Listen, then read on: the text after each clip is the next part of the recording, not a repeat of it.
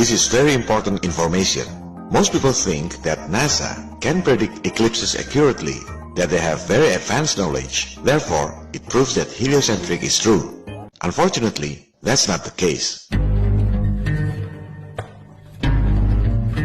All eclipse predictions provided by NASA, including this 5 millennium, 5,000 years of eclipses, are using Saros cycle invented by ancient Babylonians thousands of years ago.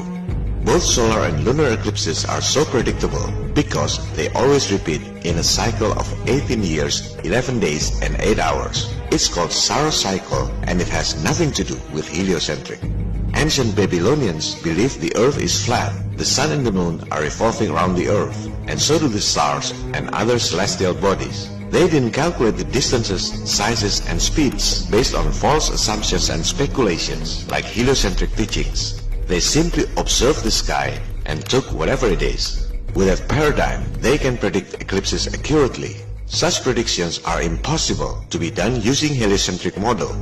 In its 5 millennium catalog of solar and lunar eclipses, NASA wrote that all eclipse calculations are by Fred Espenak, a retired NASA's employee.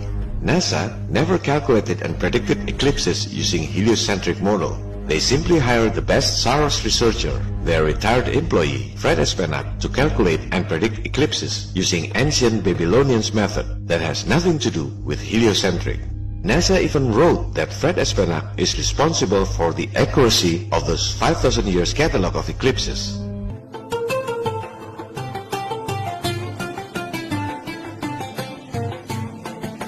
For thousands of years, some astronomers collected eclipse cycle all around the world based on Saros cycle. They have started to do this long time before NASA was established in 1958. Astronomers like Fred Espenak simply collected eclipse database from other local astronomers all around the world. As you see in this table, it's made by other astronomer G. Vandenberg in 1955. That's what Fred Espenak did. He is a very good Saros researcher. Why would NASA need Saros cycle if they can calculate eclipses using heliocentric math? Obviously, because they can't. A bunch of mathematical assumptions, when combined together to calculate eclipses, they just don't add up.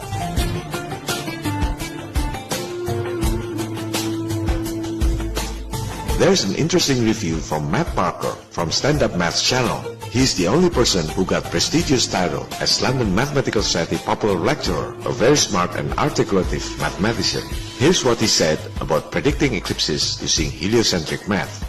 And so I'm going to show you the mathematics behind how we can predict when they're going to happen. We can do the calculations on the elliptical orbit of the moon as the Earth goes around the sun, and we can calculate how often the moon goes between the sun and the Earth.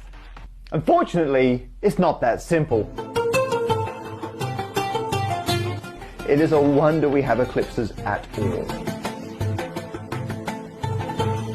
But then, out of all this chaos, another cosmic coincidence steps forward to save the day.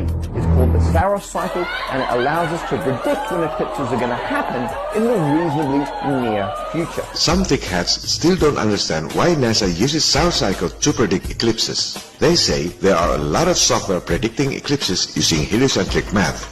You can download free software like Stellarium. It can predict eclipses. Well, if a free software can predict eclipses with heliocentric model, then why NASA, with $19 billion budget per year, can predict eclipses using heliocentric model? Which one makes more sense to you? All astronomy software are using eclipse database from NASA. It's not the other way around. After NASA published this 5 millennium catalog of solar and lunar eclipses, people use the database to make animation using whatever model they want. Just put one eclipse time to another. The software will automatically adjust to make those two eclipses happen as programmed. It's not the other way around. After you get eclipse database, you can make animation with square Earth if you like. You can put whatever distance, whatever size. The software will adjust in accordance to the eclipse dates. Some thickheads even try to run from reality by saying NASA provides a software in its website to predict eclipses. Look at this database used by NASA. 5,000 years catalog of solar eclipse database. You can choose what year, what eclipse type, duration, and oops, it's Saros cycle, not heliocentric math.